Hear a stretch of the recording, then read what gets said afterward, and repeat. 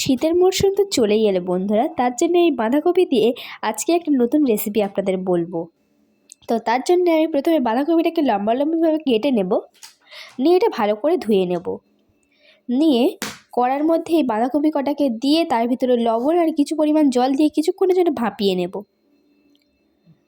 এটা হয়ে গেছে, এবার আমি শিলে এটাকে নিয়ে নেব।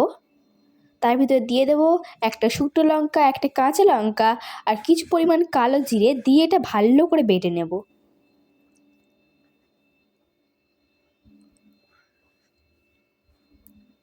দেখুন এটা প্রায় আমার হয়ে গেছে। এবার কড়ার মধ্যে আমি কিছু পরিমাণ সর্ষের তেল দিয়ে তার ভিতরে এলাচ, লবঙ্গ, শুকনো লঙ্কা, দুটো চেরা কাঁচা লঙ্কা আর কিছু পরিমাণ কালো জিরে দিয়ে সেই বাটাটাকে এর ভিতরে দিয়ে দেব।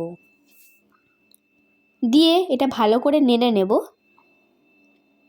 নিয়ে এর ভিতরে কিছু পরিমাণ লবণ আর হলুদ গুঁড়ো দিয়ে দেব। দিয়ে এটা ভালো করে নেড়ে নেব।